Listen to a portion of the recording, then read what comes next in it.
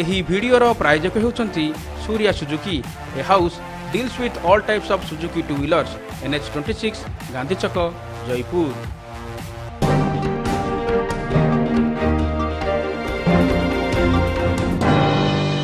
1 करोड़ गरीबों को एक आवास उपलब्ध कराया।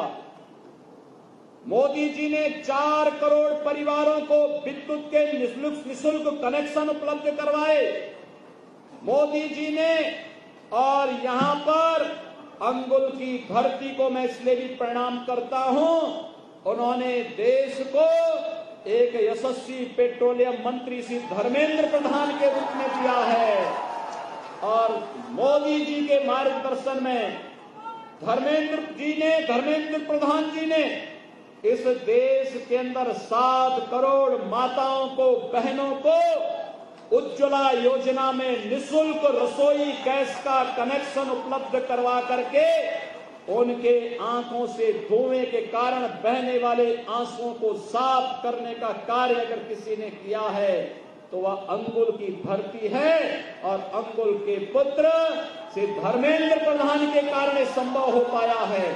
और इसलिए भाइयों बहनों, 7 करोड़ गरीब महिलाओं को रसोई गैस का कनेक्शन हो, 9.5 करोड़ परिवारों को पूरे देश के अंदर एक टॉयलेट उपलब्ध कराने का हो, या फिर 12.5 करोड़ परिवारों को प्रधानमंत्री किसान सम्मान निधि में 6,000 रुपए सालाना देने की बात हो, या फिर 15 करोड़ नौजवानों को प्रधानमंत्री मुद्रा योजना में आर्थिक स्वावलंबन की ओर अग्रसर करने का मामला हो, 37 करोड़ परिवारों को प्रधानमंत्री जनधन योजना में उनके बैंक के अकाउंट खोलने के मामले हों, या फिर पूरे देश के अंदर 50 करोड़ लोगों को आयुष्मान भारत में 5 लाख रुपए की स्वास्थ्य बीमा का कवर देने का कार्य हो, मोदी जी के नेतृत्व में भारतीय जनता पार्टी की सरकार ने इस कार्य को पूरे देश के अंदर बखूबी किया है। और इसीलिए आज हम सब आपके पास आए आपसे कहने के लिए, एक तरफ मोदी जी के नेतृत्व में सबका साथ सबका विकास, हम विकास की योजनाएं सबको देंगे, भेदभाव किसी का नहीं करेंगे, लेकिन विकास सबका, लेकिन तुष्टीकरण किसी का नहीं। यह भाव भारतीय जनता पार्टी ने जो पूरे देश के अंदर दिया, पूरे देश के अंदर याद करिए, जब कांग्रेस नेतृत्व की यूपीए सरकार थी, एक नया घोटाला रोज होता था। कभी कॉमनवेल्थ गेम्स का घोटाला, कभी 2G का घोटाला, कभी दामाद जी का घोटाला, कहीं पर कांग्रेस नेतृत्व की सरकार का कोल ब्लॉक का घोटाला, और कोल ब्लॉक का घोटाला तो बीजेपी की सरकार पर भी आंच लेकर के आई थी। अभी भी सीबीआई से कुछ भी कहने की स्थिति में नहीं है। भाइयों बहनों, एक तरफ भारतीय जनता पार्टी की सरकार 5 वर्ष में कोई घोटाला नहीं, गरीबों को, किसानों को, नौजवानों को शासन की योजनाएं देने में अग्रणी रही हैं, और दूसरी तरफ बड़े बड़े इंफ्रास्ट्रक्चर का कार्य। आपके उड़ीसा के अंदर कोई स्मार्ट सिटी देने का कार्य भारतीय जनता पार्टी की मोदी जी की सरकार ने किया। उड़ीसा के अंदर रेलवे का कार्य हो, पेट्रोलियम का कार्य हो, मेट्रो के कार्य को आगे बढ़ाने का हो, या फिर देश के अंदर हाईवे का हो, वाटर वे का हो, उड़ान योजना के अंतर्गत नए नए एयरपोर्ट के निर्माण का हो, इन सब कार्यों को भारतीय जनता पार्टी के नेतृत्व की मोदी जी की सरकार ने पूरे देश के अंदर आगे बढ़ाया है। और भाइयों बहनों, आतंकवाद, नक्सलवाद और अलगाववाद के खिलाफ भी प्रभावी कार्रवाई करने की जिम्मेदारी अगर किसी सरकार ने निभाई, आतंकवाद के प्रति 0 टॉलरेंस की नीति पर कार्य करेंगे, और यह कार्य अगर किसी ने किया तो भारतीय जनता पार्टी नेतृत्व की, मोदी जी के नेतृत्व की सरकार ने किया है। आतंकवादियों के खिलाफ और देश के दुश्मनों के खिलाफ सर्जिकल स्ट्राइक हो या एयर स्ट्राइक, मजबूती के साथ करके पाकिस्तान के आतंकी अड्डों को तहस नहस करने का कार्य भी किसी ने किया तो मोदी जी के नेतृत्व की भारतीय जनता पार्टी की सरकार ने किया। भाइयों बहनों, भारत को अंतरिक्ष की महाशक्ति के रूप में स्थापित करने का कार्य भी अगर किसी ने किया तो मोदी जी के नेतृत्व की सरकार ने किया। और इसीलिए आज हम सब आपके पास आए हैं। एक तरफ भारतीय जनता पार्टी सबका साथ सबके विकास के नारे के साथ है और दूसरी तरफ कांग्रेस, बीजेडी या फिर इनसे जुड़े हुए वे दल जिनका अपना विकास का कोई एजेंडा नहीं, जिन्होंने केवल और केवल शोषण किया है, भ्रष्टाचार फैलाया है, अराजकता फैलाई है। कांग्रेस का घोषणा पत्र ऐसे लगता है जैसे कांग्रेस का हाथ और देशद्रोहियों के साथ। भाइयों बहनों, आज कांग्रेस एकदम आतंकवाद और नक्सलवाद को प्रेरित करने वाली भाषा बोल रही है। राहुल गांधी 4 पीढ़ियों से उत्तर प्रदेश की अमेठी लोकसभा सीट से सांसद उनका परिवार था, वे स्वयं भी 4 बार से सांसद थे, लेकिन इस बार वे वहां से केरल भाग गए। देश के विभाजन के लिए जिम्मेदार मुस्लिम लीग के साथ गठबंधन करते हैं और कांग्रेस और मुस्लिम लीग आज मिलकर के देश के अंदर फिर से एक बार पुनः जिस प्रकार के विघटनकारी तत्वों को बढ़ावा देना चाहते हैं, उनके साथ सख्ती के साथ निपटने का कार्य कोई कर सकता है, केवल भारतीय जनता पार्टी नेतृत्व की सरकार कर सकती है। और इसलिए भाइयों बहनों, आज हम सब आपके पास आए हैं आपसे कहने के लिए, भारतीय जनता पार्टी देश को सुरक्षा भी दे रही है, समृद्धि भी दे रही है, देश के अंदर विकास के बड़े बड़े प्रोजेक्ट भी ला रही है और गांव, गरीब, किसान, नौजवान, महिलाएं, इन सबके कल्याण के लिए भी बड़े बड़े कार्यक्रमों को लेकर के आगे बढ़ रही है। भारतीय जनता पार्टी ने योग की परंपरा को वैश्विक मान्यता दी।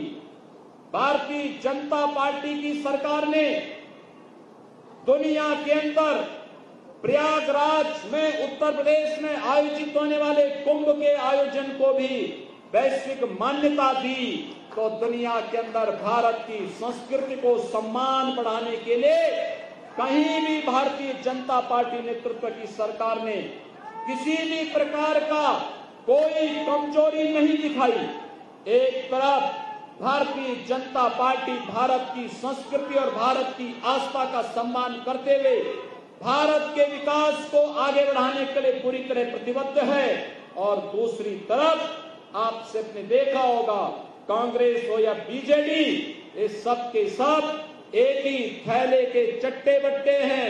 ये सब के सब केवल और केवल सत्ता के लिए राजनीति करना चाहते हैं। सत्ता स्वार्थ में डूबे हुए इन लोगों को सबक सिखाने के लिए आज उड़ीसा की महान जनता ने मोदी जी के नाम पर जिस प्रकार के महापरिवर्तन को फिर से अगुवाई करने का निर्णय लिया है। भाइयों बहनों, 2017 में जैसे उत्तर प्रदेश में परिवर्तन हुआ था, 2018 में जैसे त्रिपुरा के अंदर भारी परिवर्तन हुआ था, ऐसे ही परिवर्तन उड़ीसा के अंदर भी हो। केंद्र में मोदी जी के नेतृत्व की सरकार बनेगी, कोई संदेह नहीं, लेकिन मोदी जी के नेतृत्व की सरकार के साथ साथ उड़ीसा में भी सरकार बनेगी। डबल इंजन की सरकार भारत के ग्रोथ इंजन के रूप में उड़ीसा को विकास की नई ऊंचाइयों तक पहुंचाएगी।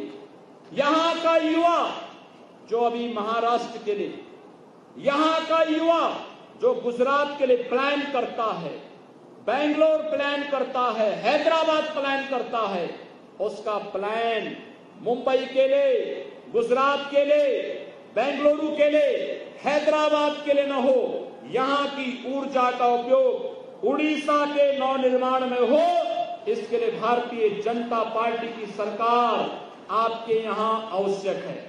और भाइयों बहनों, इसी बात को ध्यान में रख करके भारतीय जनता पार्टी ने आपके बीच में श्री रुद्रनारायण पाणी को यहां पर अपना प्रत्याशी बना करके आपके बीच भेजा है।